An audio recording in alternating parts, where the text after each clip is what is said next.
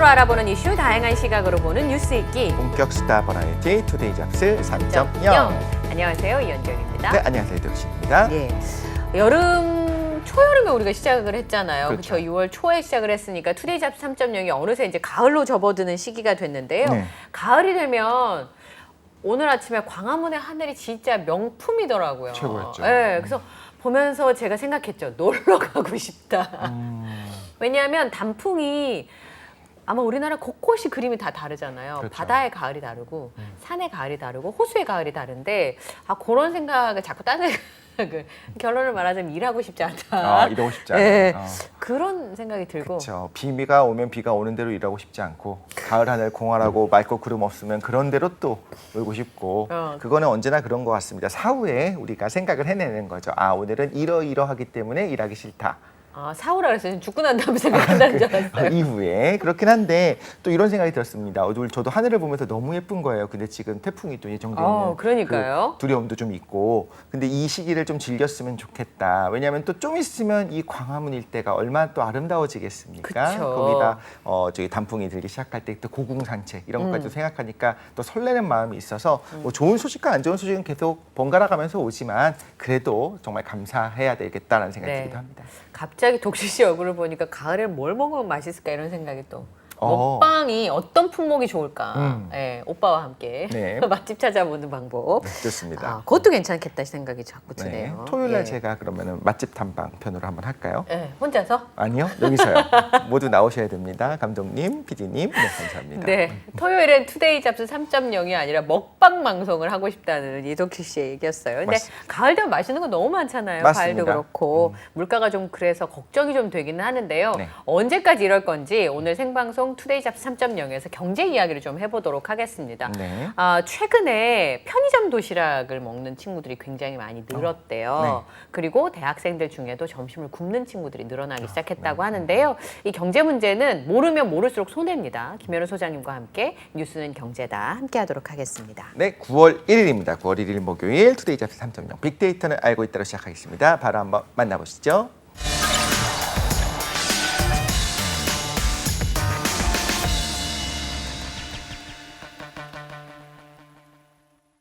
네, 따끈따끈한 소식을 파헤쳐보는 얼리버드 시사 이슈 빅데이터는 알고 있다 함께 하시겠습니다. 네, 가을에 왠지 트렌치 코트를 휘날리며 시집을 읽을 것 같은 그런 남자죠. 시집을 읽을 것 같은 남자. 네. 이데일리의 김성우 기자님과 함께합니다. 어서 오십시오. 네, 안녕하세요. 시집 좋아하세요? 시집을 근데 제가 최근에 선물을 하나 받아서 그래요? 가방에 고이 넣어가지고 다니고 있는 중인데 또 시집을 받으니까 또 느낌이 또 생경하더라고요. 네. 뭐 일반 그냥 뭐 소설이라든가 자기 개발서는 워낙 또 많이 접할 기회가 많았는데 시집을 받으니까 또 되게 특이한 느낌을 받았었습니다. 그러니까 살면서 어떤 순간에 답을 모를 때 되게 많잖아요. 이거 어떻게 하면 좋지? 라고 할 때 의외로 그런 데서 답이 있는 경우가 있어요. 그래서 책 읽으라고 하나 봐요. 우리한테 준 인사이트들. 그렇죠. 예. 근데 어떤 시집을 누가 줘서 처음 봤느냐 기억이 나는 것처럼 아마 시사 이슈는 김성훈 기자와 함께 우리 취준생들이 기억날 수도 있어요. 맞습니다. 오늘 키워드가 이제 몇 가지 좀 심각한 키워드들인데 이걸 만약에 시험 문제에서 봤다. 면접에서 질문을 받았다. 그러면 이데일리 김성훈 기자가 알려준 설명이 생각나실 수도 있겠다 싶어요. 그래서 나중에 이제 다니시다가 길거리에서 알아보고 인사하면서 그때 그 기사, 그 설명 때문에 너무 좋았어요 하는 분들이 있을 수도 있습니다. 사인 지금부터 좀 준비하셔야 될 수도 있어요. 사인이요? 네. 알겠습니다. 어느 날 갑자기 훅 들어올 수 있어요. 네. 네. 뭐 이제 사진 촬영도 괜찮을까요? 괜찮습니다. 네. 사진은 거부할지도 모르겠지만. 그러면 제가 또 너무 또 민망해지는 상황이 또 연출이 될 수 있어서. 네. 오늘 제 키워드들은 김성훈 기자만큼 설명 잘하는 사람은 제가 최근에 못 봤어요. 맞습니다. 그러니까 기대하셔도 좋습니다. 좋습니다. 빅데이터는 알고 있다. 3가지 키워드 함께 보실까요? 네. 저게 영화 나오는 주인공들이 될 만한 그런 제목들이에요. 저게. 그러네요. 자, 첫 번째 론스타는요. 론스타 사태를 그린 영화도 제법 많이 있지 않았어요? 맞습니다. 그 정도로 이해하기는 어려운데 뭔가 있는 것 같고 결론이 났는데 찝찝한. 맞아요. 특이한 그런 키워드인데 우선 결론이 뭐가 났어요, 어제? 최근에 좀 유의미한 어떤 내용이 또 업데이트가 돼서 그 네. 부분 먼저 설명을 좀 드리겠습니다. 대한민국 정부가 외국계 사모펀드, 미국계죠. 미국계 사모펀드의 론스타에 약 2,800억 원을 배상하라는 국제기구 판정이 나왔습니다. 네. 분쟁이 시작된 지 약 10년 만에 나온 결과여서 주목을 받고 있는데 조금 구체적으로 설명을 드리면 법무부가 31일, 지난달 31일 세계은행 국제투자분쟁해결센터라고 있거든요. 여기서 론스타 사건을 중재하는 판정부가 있었는데 우리 정부에 론스타가 청구한 금액의 4.6% 규모 약 2,800억 원을 지급하라는 판정이 나왔다고 밝혔습니다. 론스타 얘기를 조금 거슬러 올라가면 2012년 11월로 네. 시계를 좀 돌려봐야 될 것 같은데 당시 한국 정부가 외환은행 매각 과정에 부당하게 개입을 해서 약 6조 1천억 원의 손해를 봤다면서 투자자 국제분쟁 해결 제도가 있거든요. 이걸 이제 네. ISDS라고 하는데 네. 여기를 통해 이제 국제 중재를 신청한 지 10년 만에 결과가 나온 겁니다. 우리나라 입장은 약간 좀 이 책임이 인정되지 않았다. 이런 좀 소수 의견이 있었다는 점을 빌어서 네. 배상액을 0원으로 줄이는 또 취소 신청을 좀 적극적으로 나설 예정이다. 좀 이런 얘기가 나오고 네. 있는 상황입니다. 그렇군요. 지금 말씀드렸던 이 론스타 사태는 어쨌든 지금 ISDS라고 하는 분쟁 해결 제도와 관련돼서 얘기가 나온 거는 2012년이지만 네. 그 전에 이제 팔리고 사고 하면서 이거 네. 제대로 된 사람한테 파는 거야? 그렇죠. 네. 아니면 제대로 팔린 거야? 네. 그리고 제일 많이 기억나는 단어 뭔지 아세요? 론스타 하면 두 글자예요. 맞춰보세요. 먹튀. 먹튀. 너무 정확한 것 같아요. 먹튀. 네. 그러니까 내용을 정확하게는 잘 모르지만 네. 다들 먹튀와 론스타는 무슨 관련이 있는 거 아니야? 그쵸. 네. 돈만 많이 벌고 대한민국에서 도주했다. 이렇게 생각하시는 분들이 많잖아요. 거기다가 처음부터 그러려는 의도로 들어온 것 같은 게 너무 보여졌고 네. 사실 법적으로는 문제가 없을 수 있겠는데 네. 어쨌든 바라볼 때 이런 거 있잖아요. 가장 이게 윤리적으로 문제가 있는지 없는지를 알고 싶으면 아주 그 어린 아이들이 어떻게 보는지를 좀 알면 우리가 알 수 네. 있잖아요. 초등학교 때 우리가 많은 부분 윤리 배우잖아요. 이렇게 하는 게 정당한 것 같아라고 얘기하면 아마 많은 사람들이 그러면 안 되는 거 아니에요라고 이야기할 것 같아요. 네. 그런 부분에서 법적인 걸 떠나서 뭔가 좀 찝찝한 네. 이런 부분이 찝찝한. 있었던 거죠. 그리고 이독실은 먹방, 론스타는 먹튀. 이독실은 윤리죠. 네. 그리고 론스타는 법적으로 문제가 없었던 네. 사안인 거죠. 예. 네. 제가 왜 먹튀라는 단어를 썼냐면 네. 실체를 제가 모르는 거예요. 론스타가 먹튀를 한 것 같아. 결론은 어떻게 났는지도 모르고 왜 먹튀라는 단어가 나왔는지조차도 10년 동안 소속을 했고 사실은 외환은행을 이제 매각하고 한 거는 그 전의 얘기니까 네. 옛날 얘기 오늘 좀 해볼게요. 일단은 저도 궁금했고 뭐 시청자분들도 궁금해하실 만한 내용부터 좀 간단하게 시작을 네. 해보겠습니다. 이름이 왜 론스타야? 론스타가 뭐야? 외로운 별이에요? 네, 아니 그 LON이거든요. 그러니까 네. 저는 약간 그 부채를 얘기하는 LOAN인 줄 알았어요. 그 아. 부채의 별이 되겠다 이런 뜻인 줄 알았는데 그게 아니고. 대출의 별? 네, 저도 찾아봤는데 이 론스타가 외로운 별이라는 뜻인데 네. 텍사스에서 만든 회사거든요. 텍사스에 네, 만든. 텍사스 주를 대표하는 깃발이 별이 하나입니다.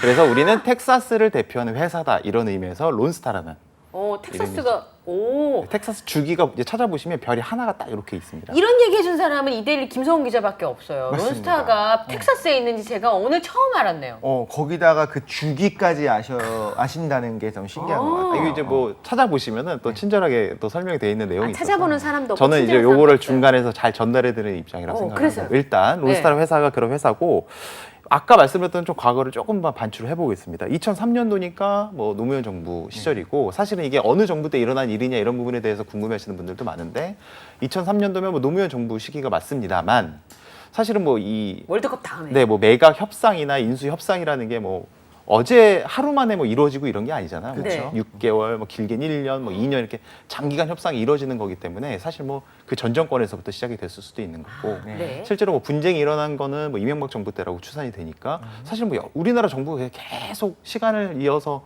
계속 연관이 돼 있다고 보시면 세상에. 가장 이해가 빠르실 것 같고요. 당시 2003년도에 외환은행 지분 51% 이게 곧 경영권 매각을 그렇죠. 의미하거든요. 그렇죠.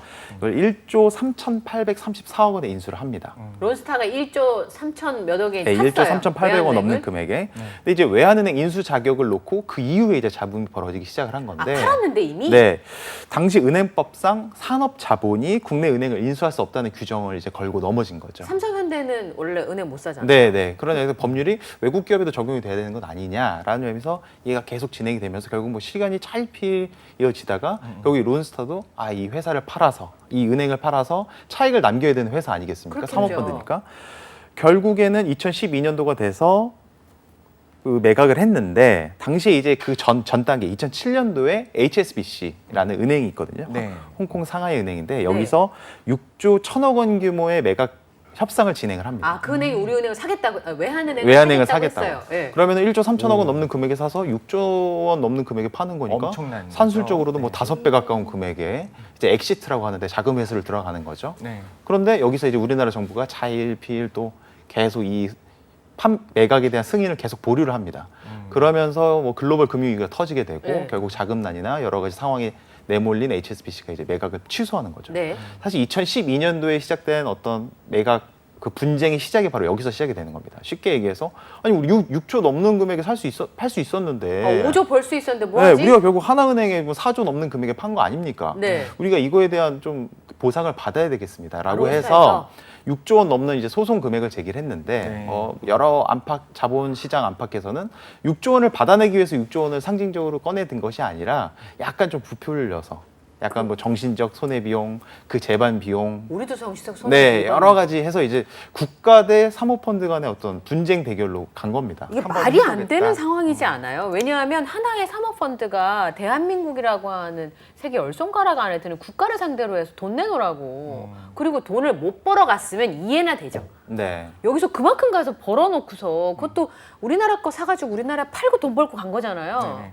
아우, 빈정이 좀 상하네요. 죄송합니다. 결국 2012년 이후에 10년 가까운 기간 동안 뭐 여러 가지 좀 뭐 얘기가 오갔었는데 우리나라는 뭐 태스크포스 팀을 네. 또 꾸려서 뭐 여러 가지 관계 부처들이 합동을 해서 10년 동안 뭐 계속 분쟁을 이어왔고 여기에 들어간 뭐 법률 비용만 한 480억 원이 추산이 되고 있습니다. 아, 법률 비용만 400억이 네. 넘어요? 근데 뭐 론스타에서도 뭐 사실 법률 비용을 보존을 했을 테니까 양쪽 입장이 뭐 비슷한 수준이었다고 하면 뭐 거의 1,000억 원 가까운 법률 수임료가 오가는 분쟁이었는데 결국에는 뭐 2,800억 원, 네. 5.4% 정도로 이제 배상을 하는 얘기, 4.6% 정도 배상을 하는 얘기가 나와서 어느 정도 일단락이 됐습니다. 이 결과가 나온 이후에 론스타에서도 공식 입장이 나왔습니다. 결국 우리의 말이 맞긴 맞았네라는 취지의 인정받았으니까 네, 돈 입장을 배상을- 내놨고요. 정부가 방해한 거 맞네. 약간 네. 그런 이야기를 했다는 거죠. 근데 이제 우리 정부는 아니 우리는 이게 좀 약간 불합리하다고 생각을 하기 때문에 네. 우리는 이거를 좀 취소 판결로 가겠다라는 게 지금 법무부 입장입니다. 사실은 그렇죠. 뭐 절반의 성공이다, 뭐 이 정도면 선방했다라는 뭐 보도들도 많이 나오고 있지만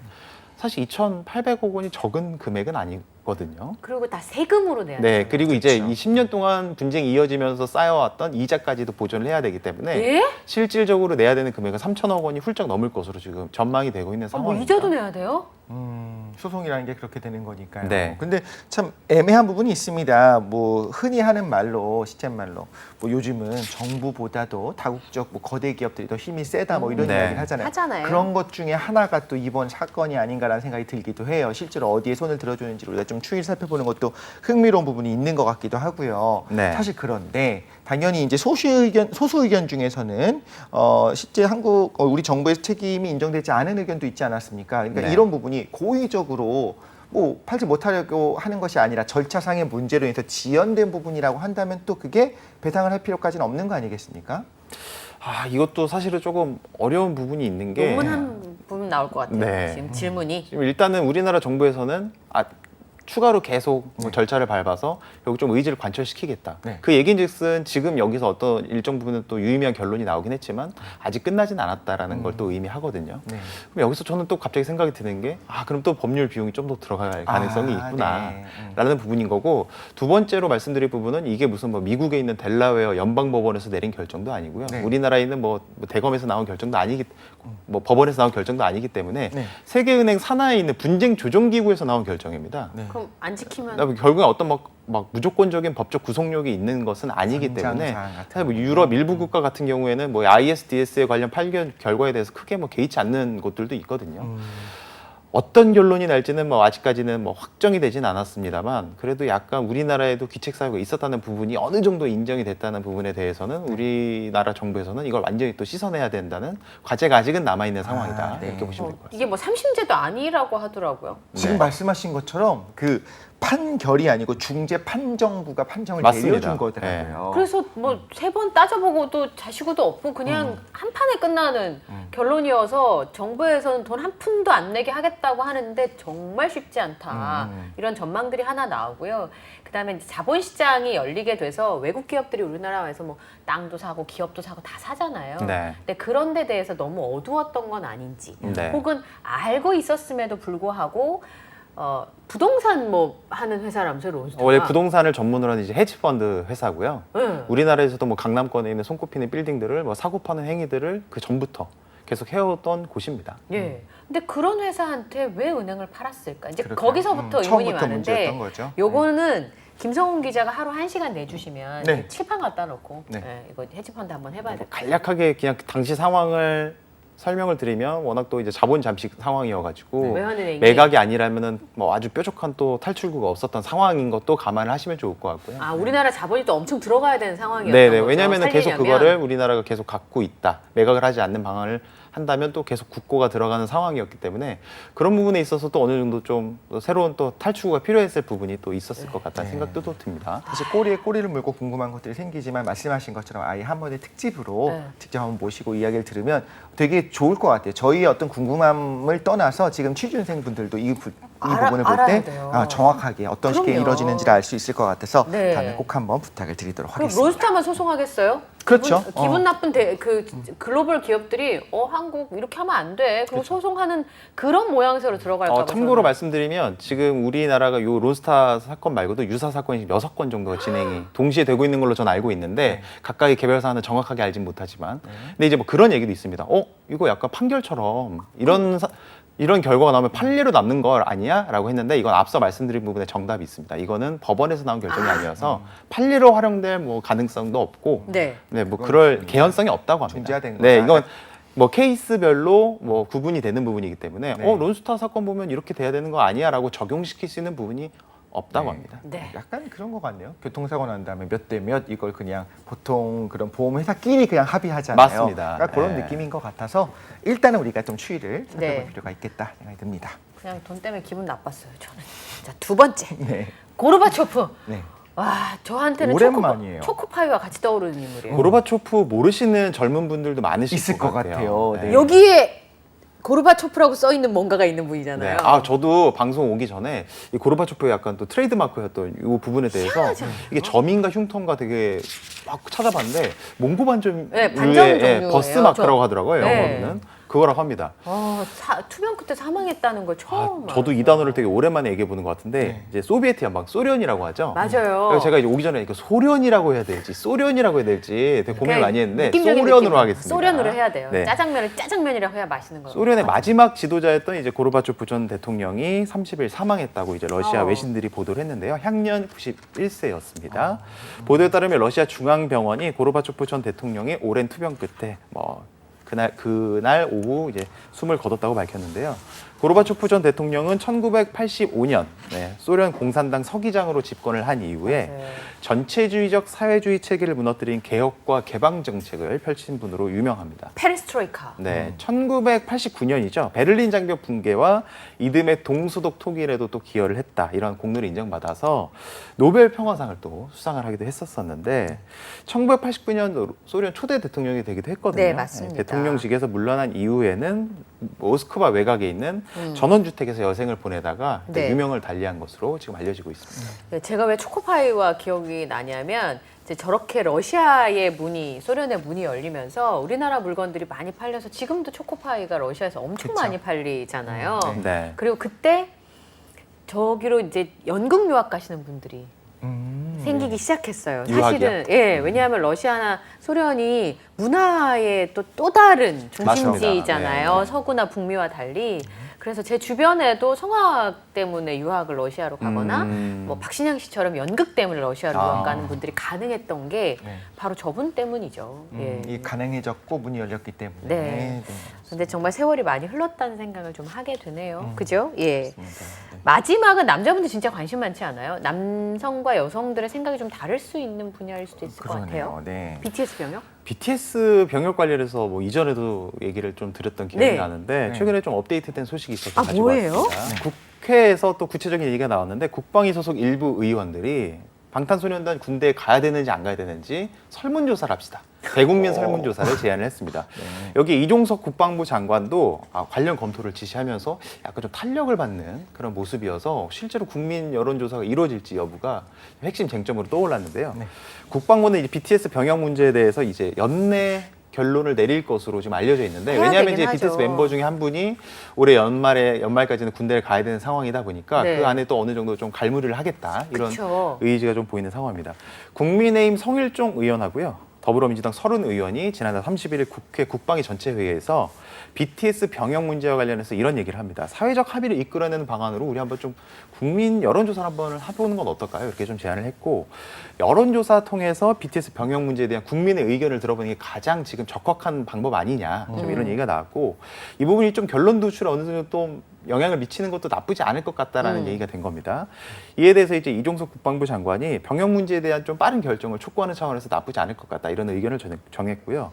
데드라인을 좀 정해놓고 이제 시간 데드라인을 타임. 하면 올해 연말 정도로 지금 추산이 되고 있습니다만 데드라인 정해놓고 결론을 내리라고 이제 뭐 관련 뭐 부처에도 얘기를 좀 했다 하면서 사실 좀 머지않은 기간에 대국민 여론조사가 또 이루어질 수 있을 것 같다라는 또 짐작까지 해볼 수 있습니다. 네.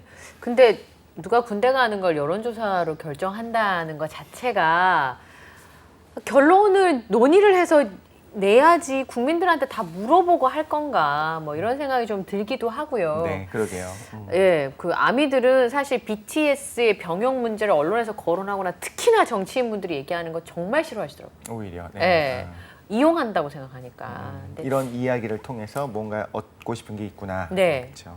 근데 이 BTS 문제나 병역 문제는 또 네. 굉장히 민감한 사안이어가지고 네. 충분한 합의를 거쳐서 결론을 그쵸. 내는 게 BTS 멤버분들한테도 네. 진짜 필요한 일이 아닐까 싶고요. 맞습니다. 그리고 대한민국의 병역의 의무를 지고 있는 네. 모든 남성들에게도 공정해야죠. 맞습니다. 그렇죠? 너무 근데 공정해야죠. 진짜 애매해요. 말씀하신 거 정말 동의를 하는 게 여론조사를 할 부분이 있고 하지 않고 추진해야 그쵸. 되는 부분이 있는 거잖아요. 그리고 특히나 어떤 여론조사 결과가 나왔는데 그 결과대로 안 가는 것도 문제 아니겠습니까? 그럴 거면 처음부터 하지 않는 게 나을 수 있잖아요. 네. 이걸 어떻게 바라볼 것인가 좀 잘 생각해 볼 필요가 저는 있는 좀 것 궁금한 게 만약에 대국민 여론조사가 실제 이루어진다면 네. 거기에 나온 뭐 유의미한 어떤 뭐 결론대로. 결과값이 있을 거 아니겠습니까? 네. 이거를 최종 결정에 반영을 할지 안 할지 그러니까 여부도 제 상당히 말이에요. 궁금해요. 그것도 문제잖아요. 네, 예를 들어서 뭐 국민의 뭐 80%가 BTS 병역을 좀 반대한다, 병역 면제를 하는 거를 찬성한다고 했을 때 국방부가 또 그를 순순히 받아들일 수 있을 그렇죠. 것이냐의 문제는 다음 문제로 또 이어질 수 있는 부분이기 때문에 그걸 안 병역- 할 거라면 처음부터 안 하는 게 훨씬 나은 네, 거죠. 어떻게 그렇죠? 보면은 좀 대국민 여론조사가 또 가지고 올 파장이 또 만만치 않을 그럼요. 수도 있다 이런 네. 생각이 또 듭니다. 예, 근데 양쪽에 양당에 있는 국회의원이 다 같은 얘기를 했다는 게 저는 참 묘하네요. 네, 예. 전 세계 아미들이 많죠. 참. 많죠. 네. 예. 자, 우리 집에도 2명이나 있어가지고 네, 그러네요. 초미의 관심사예요. 예. 자, 오늘 이대일 김성훈 기자와 함께 빅데이터는 알고 있다 함께 하셨어요. 고맙습니다. 네, 감사합니다. 네, 저희는 잠시 후 2부 뉴스는 네모다로 돌아오도록 하겠습니다.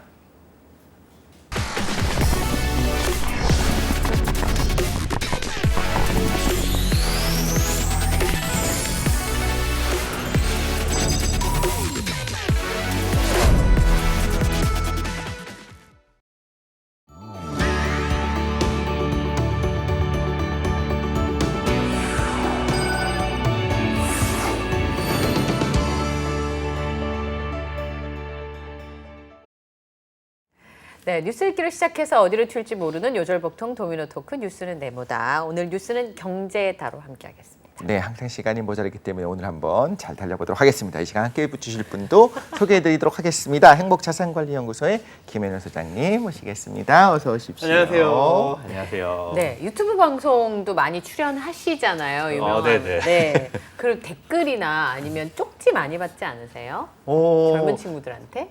글쎄요. 쪽지는 DM? 제가 DM. 그 DM 그거를 그 SNS를 제가 시작한 지 이제 한 달도 안 됐어요. 오. 그래서 아직 기능에 미숙하고 네. 누가 그러더라고요. 뭘 보는데 왜 응답이 없냐. 그래서 나 그걸 아직 볼 줄을 모르겠다. 일단 그건 그렇고 댓글은 제가 이제 거의 안 보는 편입니다.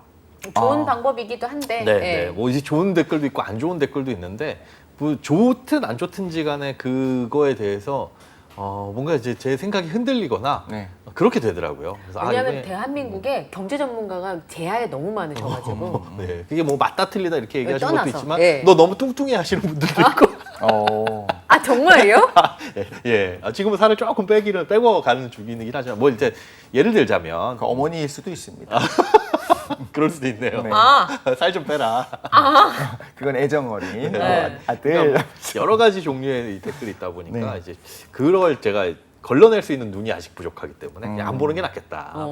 제가 왜 질문을 드리냐면 의외로 20, 30대 남성 여성을 가리지 않고 요즘 경제에 너무 관심이 맞아요. 많은데 네. 어디 물어볼 데가 없는지 뭐 지식인이나 이런 데 올라가 보면 들어가 보면 예. 아주 초보적인 질문부터 아주 고차원적인 질문까지 많습니다. 굉장히 많이 있더라고요. 예. 그래서 의외로 질문을 많이 받으실 것 같아가지고. 네, 뭐 제가 진행하는 코너도 있고 하기는 한데 거기서 이제 진행도 질문도 많이 들어오기는 해요. 근데 저도 조금 전에 말씀해 주신 것처럼 인터넷에 그런 올라온 글들 있잖아요.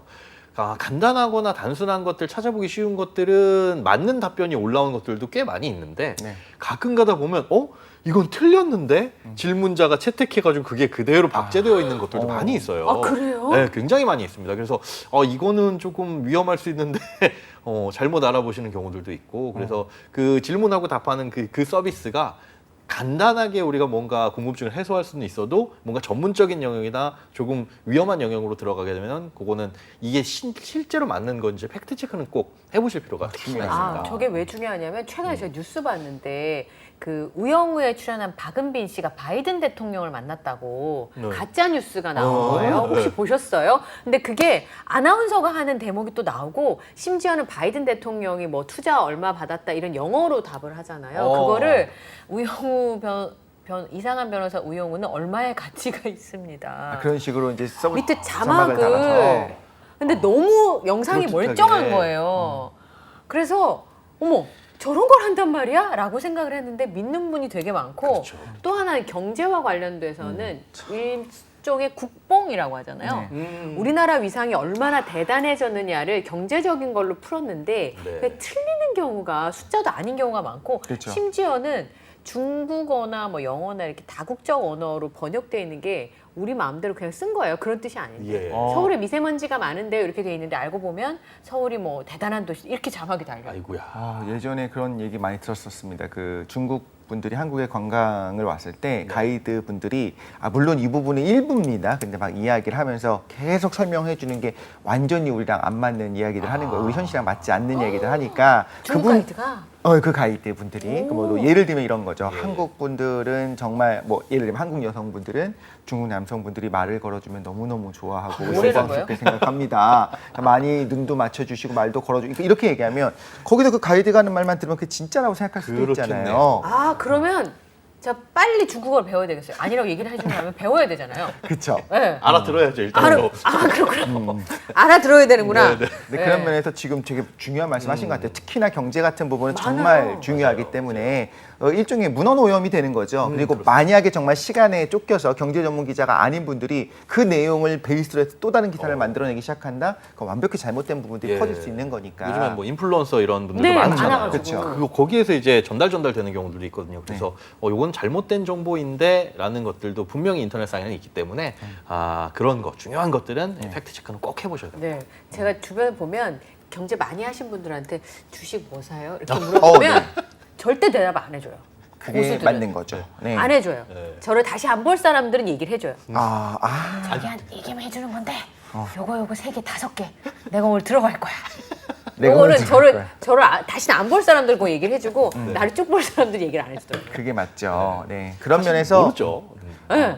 객관적인 이야기들, 그 팩트 체크가 끝난 이야기를 듣고 싶으시다면 우리 목요일마다 네. 투데이자수 3.0을 통해서 그 얘기를 하고 싶은 거죠 우리는. 그렇죠. 수많은 가짜 뉴스와 주식 고수 얘기를 하는 얘기는 김현우 소장님을 믿어도 된다. 네, 너무 짧게 이야기하는 거, 단정 짓는 거에 너무 현혹되지 네. 마시라 이런 말씀을 드리고 예. 싶습니다. 그런 사람은 사기꾼이다. 네, 맞습니다. 네, 네. 한번 환율은 여전히 너무나 높고요. 예. 그 그러니까. 이야기 말씀드린 것도 좀 어렵습니다. 부동산 거래도 이어지지 않는 그런 시기가 너무 어려운 그런 시기가 이어지고 알고 있는데 예대금리차에 대한 오. 이야기를 한번 나눠볼까 합니다. 네. 윤석열 대통령의 주요 금융 공약이었던 예대금리차 공시가 이제 시작이 됐습니다. 그렇죠? 네. 그에 따라서 국내 전체 시중은행 예금과 대출의 그 금리 차이를 우리가 한눈에 보고 파악할 수 있는데 이거에 대한 이제 후폭풍이 상당해요. 그리고 그렇죠. 어떤 관점으로 볼 것이냐도 기사마다 좀 다르기도 하고 사람마다 좀 다르기도 합니다. 네, 맞습니다. 이게 한 가지 정보, 동일한 이 사실에 대해서 네. 바라보는 이제 시각 차이가 발생을 하고요. 그리고 그걸 이제 해석을 어떻게 해놓느냐가 언론마다 다르고 사람마다 많이 차이가 있는 것 같아요. 예대금리 차를 좀 확인을 해보셨어요? 네. 근데 그렇게 의미 있게 바라보진 않았습니다. 이게 그냥 뭘까요? 대충 봤어요. 대충 공시했구나, 그렇구나 정도로 아, 보고 그렇구나. 넘어갔습니다. 예. 아, 왜 그러셨어요, 그러면? 이 말인즉슨 그걸 내가 자세하게 들여다봐도 큰 의미 없는 정보일 가능성이 높다라는 것 때문에 그걸 이미 알고 계신 거죠. 그러니까 어. 저 같은 사람은 보면서 막 예. 분노하면서 여기 지금까지 이렇게 이러고 있었어? 예. 너무 비윤리적인데 여기 넘어가야지. 그쵸. 넘어가야지. 막 이렇게 얘기했었는데. 여기 착한 은행이네 막 이런 네. 생각을 했었는데 그렇지 않다라는 거죠. 그렇죠. 지금 그런 류의 기사들도 많이 나오고 있고 네. 사실 그게 되게 자극적이잖아요. 어디는 뭐 예대금리가 몇 퍼센트, 어디는 또 몇 퍼센트 이렇게 네. 나온다 해가지고 줄을 쫙 세워가지고 그쵸. 착착착착착착 나오다 보니까 거기 이제 뭐 여론들도 별로 안 좋게 형성되는 거. 내가 이럴 줄 알았다 이 은행, 뭐 여기는 이럴 줄 알았네, 이리로 가야 되겠네, 뭐 이런 험한 일들도 얘기도 나오고. 예, 형성이 됩니다. 그러면 아까 말씀하신 것처럼 그날 저녁에 제가 이제 방송국에 방송을 하러 갔더니 네. 어느 은행이 제일 좋아요? 거기가 이자 제일 싸게 주는 거잖아. 이번에 보니까 아. 이런 얘기들을 주고받더라고요. 그래서 네. 그래서 생각해 보니까 뭐 그 은행에서 나한테 대출을 해줄래나? 네. 가슴 아픈데요. 네, 그런 생각이 좀 들었는데 네. 요즘 경기가 너무 어렵잖아요. 그렇죠. 장사하시는 분들, 기업하시는 분들 다 힘들다고 하고 취준생들은 더더욱 어려운데 이렇게 어려운 시기에 연봉도 많이 받는 은행에서 이자 장사한다. 이거 뭐 분노가 치밀 수밖에 없는 그쵸. 그런 상황이거든요. 네네. 그리고 상반기 이자 장사로만 26조를 벌었다. 그런데 작년보다 4조 원이나 많은 수치다. 네. 이것 때문에 우리 주머니 털어서 너 연봉 받는 거야? 이런 우리는 생각. 힘들어졌는데 너희 그러니까. 집 부자가 됐네. 너무한 거 경기는 아니? 최악인데 그렇죠. 성과급을 받았다는데 무슨 성과야? 우리 주머니 털어간 성과야? 막 이렇게까지 극단적으로 얘기할 수도 있는 거잖아요. 네, 그렇게 얘기할 수도 있고 그게 뭐 100%또 틀린 말은 아닐 수 있어요. 네. 그런데 이제 그쪽으로만 해석을 하는 게 살짝은 위험할 수 있고 은행 입장에서는 억울할 수 있다. 물론 제가 은행의 지분을 단 1%도 안 가지고 있는 사람입니다. 뭐 개인 투자자로서 어딘가의 기업의 지분을 가지는 건 상장 회사는 다 할 수 있잖아요. 네. 그러면 그쪽 편이 될 수도 있는데 요만큼이라도 그 회사의 주인이니까. 네. 근데 개인적으로 뭐 은행 지분은 전혀 없습니다. 또 잔고 확인시켜줘. 막 이런 댓글 달릴 수도 있어요. 그치. 네. 일단 그런데 이제 은행이 좀 억울할 수 있는 부분일 수도 있고 또 우리가 약간은 한 발 물러서서 좀 차가운 머리로 지켜봐야 될 네. 부분은 뭐냐 하면 이자 장사한다라는 거 그리고 그 예대금리 차가 큰 은행이 탐욕스럽고 나쁜 은행이냐라는 것부터 한번 짚어봐야 될 필요는 네네. 있어요.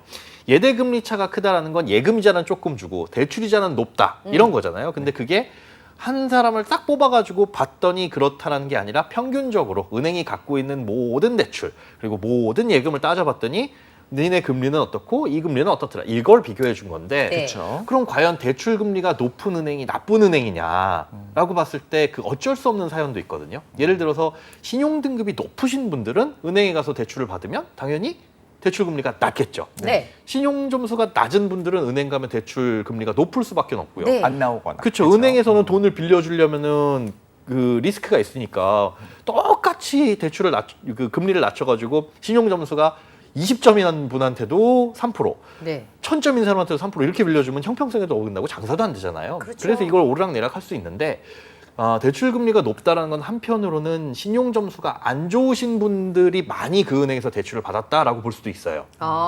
제2금융권이나 아니면 은행들 중에 자본 규모가 그렇죠. 적거나. 은행들 중에서도 어느 은행을 갔더니 고객님은 신용 점수 안 좋아가지고 저희는 카드도 우린- 못 만들어 드립니다. 뭐 이럴 수 있는 반면에 아우, 그렇게까지 진짜 말하기도 매몰차다. 하나요? 그 카드도 안 만들어 주지는 않죠. 그런데 아니 이제 안 만들어 주는 데도 있어요. 요즘. 너무 안 좋으면 그런데 네. 뭐 근데 말을 그렇게 하나? 카드도 안 만들어줍니다. 이렇게 얘기하면 제가 약간 과장했습니다. 카드도 어려워요. 예, 고객님 좀 죄송하지만 저희 은행에서는 마이너스 통장은 어려우시니까 다른 은행 방문해 보세요. 근데 다른 은행 갔더니 아 금리는 저희가 조금 높을 수 있는데 고객님한테는 뭐 마이너스 통장 요만큼 열어드리겠습니다. 그러면 이 고객 입장에서는 이 금융소비자 입장에서는 이 은행이 굉장히 고마운 입장이죠. 그렇죠. 그렇죠. 정말 돈이 급한데 다 안 빌려주겠다고 하는데 여기는 빌려주니까 아. 만약에 이 은행에서 전부 다 안 빌려주면 이분은 이제 이금융권이나 아니면 사채.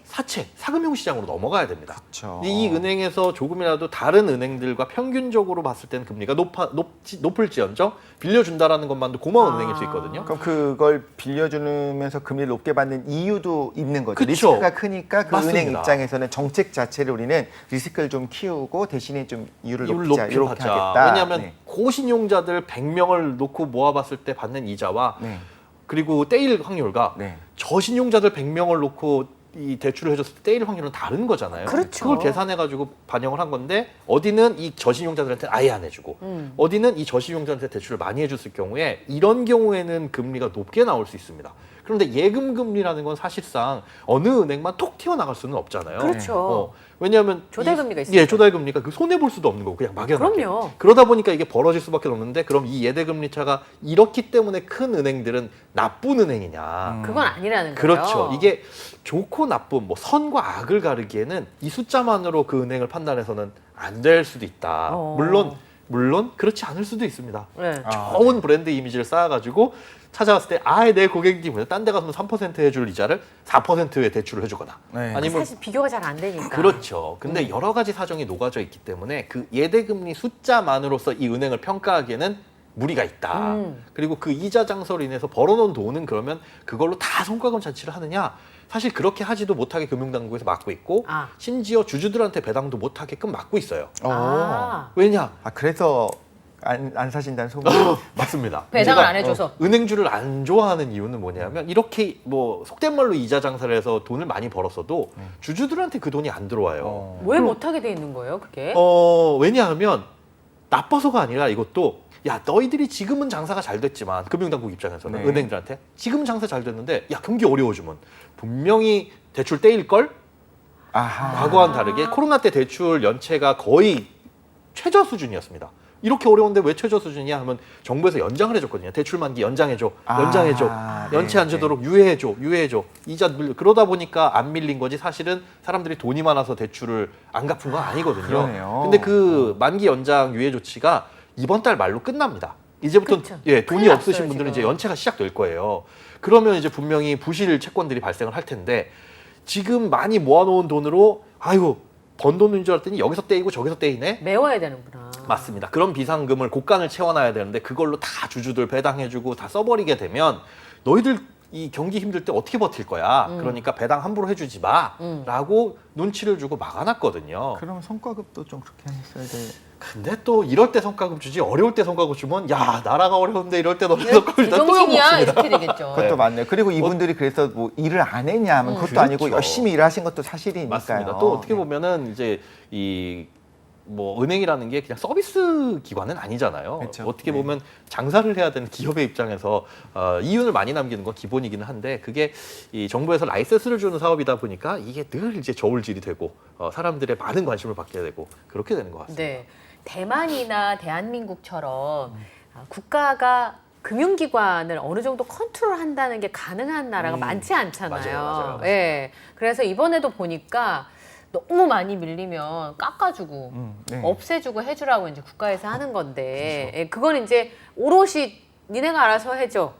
나라에서 돈 주는 건 아니잖아요. 예, 그렇죠. 전부 다 이제 너희들이 책임져라는 건 아니고 일부 안전장치가 있기는 하지만 은행 입장에서는 싫죠. 왜냐하면 대출을 많이 해야 은행은 돈을 많이 버는데 작년, 재작년 같은 경우에 보면 주택시장이 너무 뜨거워지다 보니까 대출을 못하게끔 막았거든요. 네. 아 그러네요.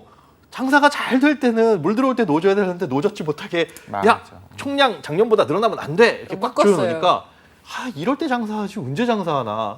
이번처럼 이제 부동산 경기가 안 좋아지면 대출을 아무리 금리를 낮춰준다고 해도 사람들 눈치 보느라고 안 하거든요. 하잖아요. 안 하다가 뭘 하냐면 기존에 조금이라도 높은 금리 있으면 갈아타겠죠. 네. 금리 낮춰주고 그러면 이제 은행 입장에선 손해를 볼 수밖에 없는 거예요. 시중금리는 올라가는데 장사는 못 하겠고 그렇다고 장사를 못 하겠어서 조금 상품을 경쟁력 있게 금리를 낮춰서 팔자고 하자니 기존에 높은 이자 내고 있던 분들이 저 그러면 이거 할래요 갈아타 버리고 은행 입장에선 아이 장사 안 될 때는 더 안 되고 장사 잘 될 때는 못 하게 하고 불만이 많을 수밖에 없는. 네. 그것도 대신에 대놓고 망하기 하죠. 직전에서 공적 자금 투입했잖아요. 그렇죠. 네, 그리고 그러니까 이게 세상에 공짜가 맞아요. 없어요. 결국에는 그리고 정부에서 그렇게 그 강한 라이센스를 좀 쉽게 주지 않는 이유들도 좀 여러 가지 얽혀 있으니까요. 그렇죠. 단순한 기업은 아닌 건 사실이고요. 네. 어서 자꾸 끊었으면 안 되니까 이제 그렇게 하는 건데 네. 아까 말씀하신 그 예대금리차 설명하실 때 저 궁금한 게 있었는데 네네. 그 예대금리차 설명해 줄 때 개인하고 국가 그 기업하고 예대금리차 주는 거 따로 발표했나요? 아, 예. 이게 발표를 안 한 건 아니었고 은행별로 네. 분기마다 한 번씩 공시를 했었어요. 공시를 했어서 우리가 사실은 은행별로 찾아 들어가서 공시실에 들어가가지고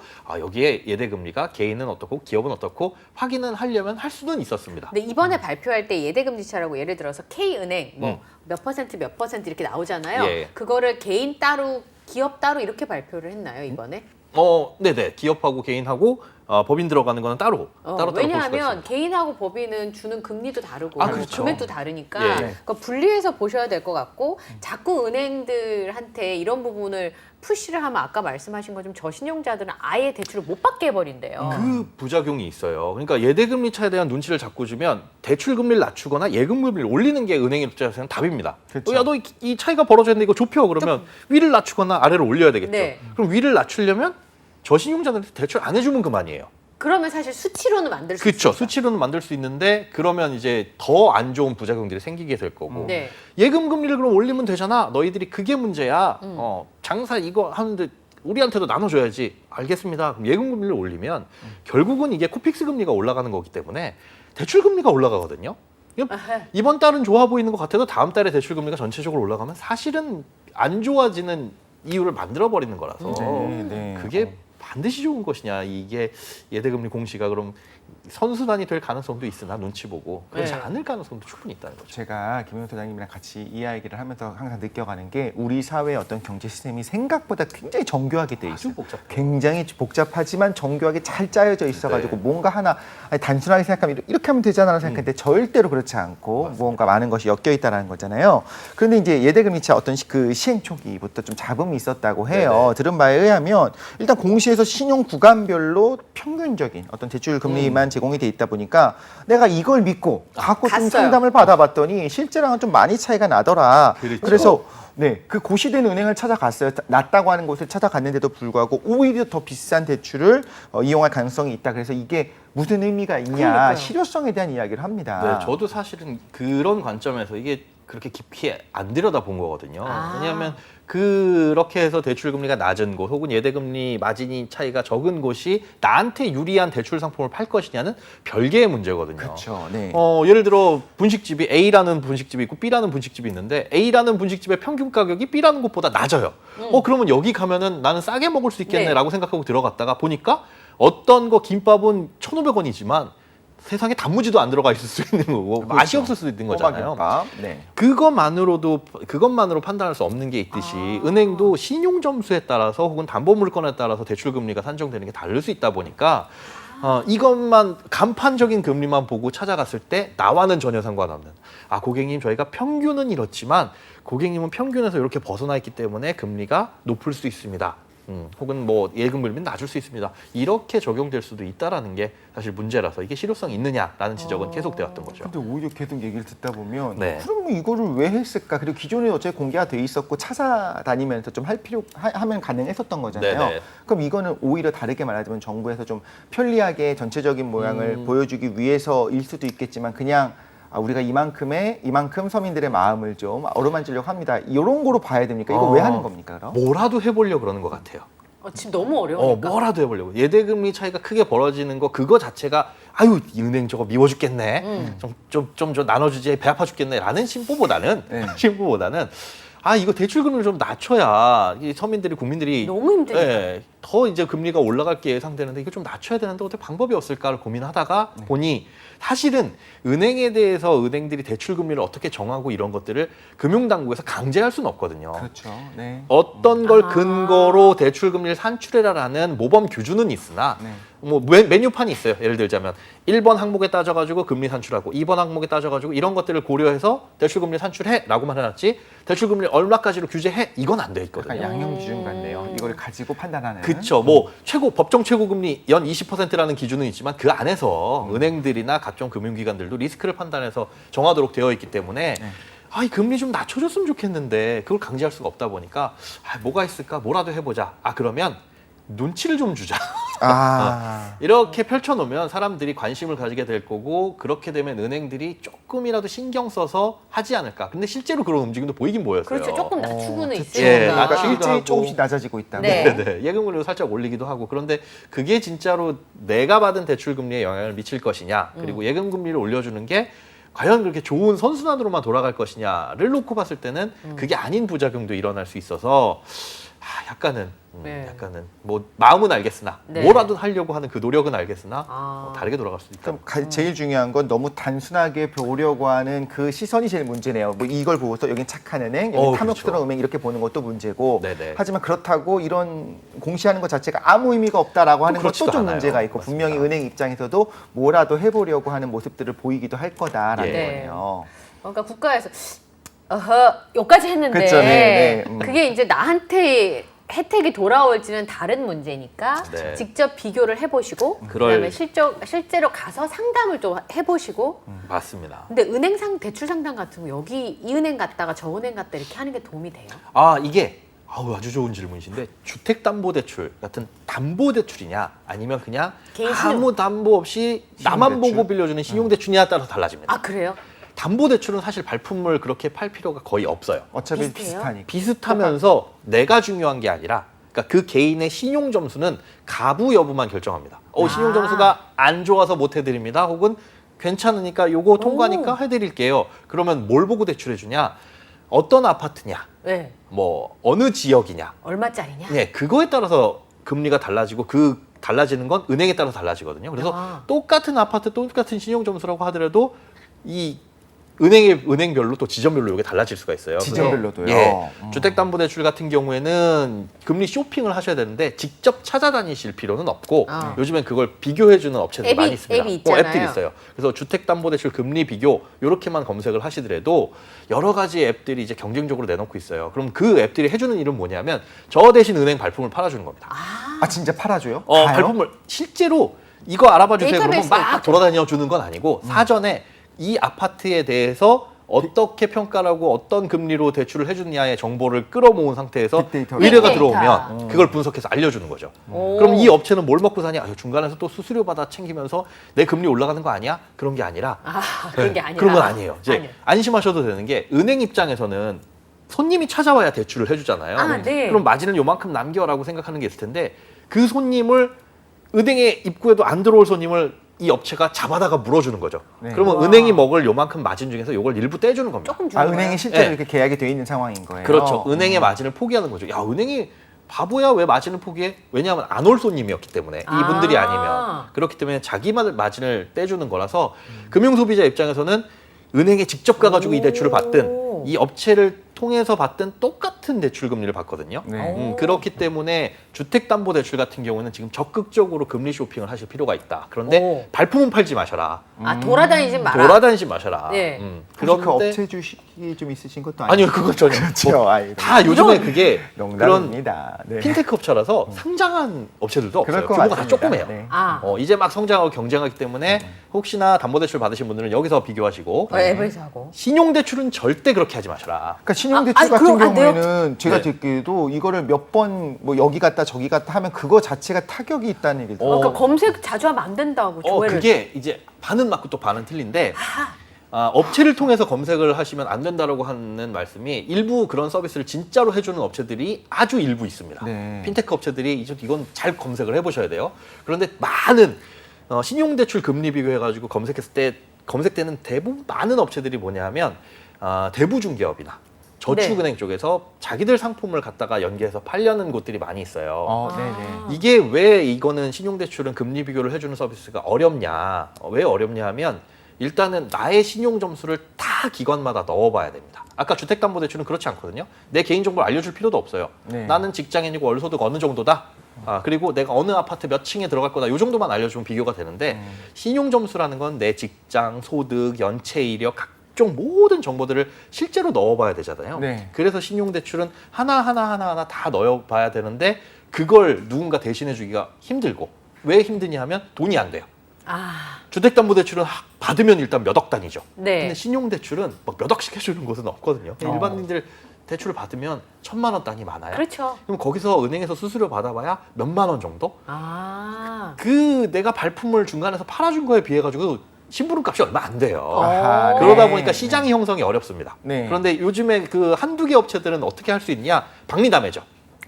이제 빅테크라든지 각종 마이데이터 사업이 되다 보니까 그래 10,000원, 20,000원씩 벌더라도 많은 사람들을 모아가지고 조회해주면 이거는 할만하겠다 해가지고 지금부터 그런 스타트업이 많이 생기고 있는데 그렇지 않은 업체들 같은 경우에는 우리가 기대하는 발품을 대신 팔아주는 게 아니라 발품 팔아주는 척하면서 자기와 연계된 저축은행, 대부업체로 연결해주는 곳들이 많이 있다. 되게 중요한. 예. 네. 그리고 두 번째는 그렇게 발품을 또 너무 많이 팔면 실제로 막 많이 집어넣으면 이게 신용 점수가 떨어지진 않습니다. 그래요? 그건 조회하는 건 아니에요? 괜찮아요. 예, 조회하는 건 괜찮은데 네. 은행마다 이걸 평가하는 기준이 좀 달라요. 그래서 어떤 은행에서는 이분이 A은행, B은행, C은행, D은행 막 돌아다니다가 우리 은행에 왔다. 네. 왜 이렇게 많이 돌아다니시지? 돈이 급한가? 사정이 안 좋을 수 있겠네 해가지고 대출 죄송하지만 거절 나왔습니다. 이렇게 안 내부 나와요. 사정인 거죠. 그 정성적 부분은. 평가의 평가 항목이 될 수 있는 거예요. 그렇습니다. 그렇기 때문에 은행마다 조회 이력이 많으면 이걸 거절할 수도 있는 은행이 있기 때문에 너무 많이 조회해 보실 필요는 없고요. 사실 우리가 은행연합회나 이런 데 가가지고 조회를 해보면 대출 금리가 대부분 이제 낮게 형성된 상위에 랭크되어 네. 있는 은행들이 있거든요. 그래서 1번은 주거래은행, 네. 2번은 상위에 랭크된 한두 개 정도 요것만 발품 파셔가지고 직접 비교를 해보시고 예. 너무 많이 조회를 해보신 것도 좋지 않겠다. 제가 왜 여쭤봤냐면 네. 주거래은행에 가면 네. 좀 깎아달라고 할 수 있어요. 네. 이자를. 맞아요. 근데 이제 안 가면 깎아달라는 말을 못 하잖아요. 금리 인하 요구권. 네. 말씀하시는 그리고 거죠? 그 다음에 이제 제가 이제 취준생이어가지고 조금 대출 받아서 썼는데 번듯한 회사에 취업을 했어요. 그러니까 이제 나는 금리 좀 깎아줘야 되는데 먼저 깎아준다는 얘기를 안 하는 거지. 맞아요. 그래서 저기 좀 깎아주세요. 이걸 하면 그 깎아주세요 할 수 있는 권리가 있는 것도 잘 모르고 그렇죠. 네. 저도 한 번도 해본 적 없거든요. 금리 인하 요구권. 네. 네. 최근에 저 문자는 왔었어요. 네. 이런 게 이제 법적으로 문자를 보내야 되나 봐요. 그래서 왔고 맞습니다. 궁금하면 조회하시라. 근데 안 될 수도 있다라고 이렇게 그냥 네, 박리담회로? 네, 왔었습니다. 네. 그래서 이런 것도 실적을 공시를 한다고 하더라고요. 맞습니다. 이제 금리 인하 요구권이라는 게 말씀해 주신 것처럼 처음에 내가 대출을 받았을 당시의 신용 점수, 신용 상태와 지금 시간이 흘러서 지금의 신용 상태를 비교해 봤을 때 지금이 더 좋아졌으면 그렇죠. 야, 이 상태로 대출 받으면 난 더 싼 금리로 받을 수 그럼요. 있는 거 아니야? 라고 해가지고 그걸 중간중간 뭔가 개선이 됐으면 요구할 수 있는 권리가 바로 금리 인하 요구권입니다. 근데 그게 요구할 수 있는 권리고 그 기준이 내가 대출을 받았을 때는 월급이 200만 원이었는데 우리 사장님이 한 달에 2만 원씩 더 주기로 했어. 네. 무려 1%나 상승했는 걸 내가 보기엔 높지만 은행 가가지고 이 정도 내가 연봉이 올랐으니까 금리 좀 낮춰주시오 했을 때 은행 입장에선 그건 저희 기준에 충족하지 않습니다. 요구할 수는 있으나 검토해봤더니 안 될 수 있습니다. 이럴 수 있잖아요. 그래서 요구권이지 이게 금리 인하권은 아닙니다. 그렇죠. 그런데 이걸 얼마나 잘 해주냐 또 적극적으로 해주냐 네. 이거에 대해서 문제가 계속 나오다 보니까 이것도 이제 정부가 금리 인하 요구권의 수용률 그리고 얼마나 해줬는지를 너희들 발표를 해라 모아놓고 그렇게 발표를 했더니 이제 은행별로 금리 인하 요구권을 수용한 즉 낮춰주세요라고 했을 때 네 낮춰드릴게요 그 비율 또 얼마나 낮춰줬는데 금액 이런 것들이 공시가 되는데 이거에 대해서도 또 말이 많습니다. 왜요? 이게 또 많이 해주면 좋은 은행 같지만 생각해보면 어떤 곳이 수용률이 낮게 나왔고 높게 나왔다의 데이터가 왜 그렇게 산출이 됐는지 이유가 다를 수 있거든요. 예를 들어 그러네요. A은행이 금리 인하 요구권의 수용률이 낮아요. 네. 100명이 가서 했더니 반밖에 안 해줬고 30%밖에 안 해줬고 어떤 네. 은행은 반이나 해줬어. 그런데 여력의 이거는 문제일 수도 있겠다. 네. 수용률이 낮은 건 예를 들어 100명이 왔는데 30명만 해줬다 쳐요. 근데 이 은행은 모든 사람한테 다 받았어요. 금리 인하 요구권. 네. 네. 하세요 다 받았는데 안 되는 사람들이 많이 더 많잖아요. 네. 그러다 보니까 되는 사람이 적어서 수용률이 낮을 수 있는 거고 어떤 은행은 이걸 적극적으로 홍보 안 한 거예요. 입 꾹 다물고 있다가 찾아오는 사람들만 잘 알아가지고 뉴스는 경제다 보니까 금리 인하 요구권 김현수 있던데 해준다고 했어. 이거 보니까 나는 되겠는데 해가지고 찾아가서 해주니까 네 됩니다 해가지고 깎아줬어. 이러면 모수가 적기 때문에 수용률은 높아질 수 있는 거죠. 그러니까 100명이 찾아온 게 아니라 50명만 찾아왔는데 그중에 잘 알고 계신 분들만 대부분 찾아왔을 테니까. 진짜 아는 게 돈이다 싶기도 하고 지금 말씀하신 걸 보고 지금 자료를 보니까 신청 건수가 적은 곳이 수용률이 높은 그 높아요. 경향성이 좀 나타나긴 예. 하네요. 그러네요. 네. 실제로 수용률이 30%밖에 안 되는 모 은행은 네. 네. 규모가 제일 큽니다. 맞아요. 그렇죠. 신청 건수가 뭐 거의 10배 이상인데요. 그리고 다른 금액도 데보다 진짜. 제일 커요. 은행 아, 중에서. 그러네요. 그런데 이 은행은 억울한 거죠. 수용률만 놓고 보자면 야 너희들은 30%밖에 안 돼? 근데 저희는 적극적으로 홍보해가지고 사람들이 많이 신청해서 그런 건데요. 라는 걸 반론할 기회가 없잖아요. 오히려 더 착한 은행일 수도 있는 거죠. 그렇습니다. 저도 여기서 연락 왔었어요. 문자가. 아. 네, 이렇게 썼던 것 같아요. 그렇죠. 물론 그렇게 알릴 수 되면 다 있다고도 줘요. 했습니다. 70%의 확률로 안 되겠네요. 맞습니다. 또 이런 것도 있을 것 같아요. 네, 네. 우리는 처음부터 요 차이가 많지 않았기 때문에 여력이 좀 없으면 될 그쵸. 수도 있는 그렇죠. 거잖아요. 그렇죠. 그런 다양한 이유가 있기 때문에 이걸 공시를 했을 때 단순히 그 숫자만으로 나쁜 은행, 좋은 은행, 선악을 판단하는 거는 우리가 우리한테도 손해가 될 수 있다는 걸 알고 계십니다. 약간 반대로 저 이런 생각 들었어요. 그 금리 인하 요구권에 대해서 수용률이 높다는 거는 그럼 지금까지 어땠다는 거예요? 약간 이런 느낌도 사실 좀 드는 거예요. 한편으로 그렇네요. 그렇죠. 요구하기 전까지 그럼 그만큼 많이 사실 나의 받은 정당한 권리를 예. 이런 느낌도 있어서 복잡하다. 그리고 네. 우리가 너무 단편적으로 보면 안 된다라는 거를 우리 김현우 소장이 만날 때마다 알게 됩니다. 네. 네. 숫자는 거짓말하지 않는다는 말이 거짓말인 것 같아요. 맞아요. 숫자는 팩트이지만 그 네. 숫자를 해석하는 건 얼마든지 거짓말을 할 수 있으니까 네. 특별히 조심하시고 이 시간을 통해서 근데 그거를 누가 해주면 좋겠더라고요. 저는 이독실 씨처럼 되게 똑똑한 사람이 누나 이건 아니고 이건 맞고 이렇게 해주면 좋겠는데 그런 사람은 없어요. 오히려 더 조심해야 되는 거죠, 그런 사람들은. 그러니까 내가 판단을 하나씩이라도 예. 내려보지 않으면 정말 중대한 결정을 할 수 없다는 말씀 오늘 전해드리겠습니다. 네, 너무 결론만 보려고 하지 마시고 우리 네. 김현우 소장님과 함께 그 맥락을 전체적으로 그쵸. 배워가는 그런 우리 시청자분들 됐으면 좋겠습니다. 지금까지 주스는 경기다 우리 김현우 소장님과 함께했습니다. 감사합니다. 네, 고맙습니다. 네. 네, 저희는 내일 이 시간에 다시 찾아뵙겠습니다. 네, 다음 시간에 또 만나요. 안녕.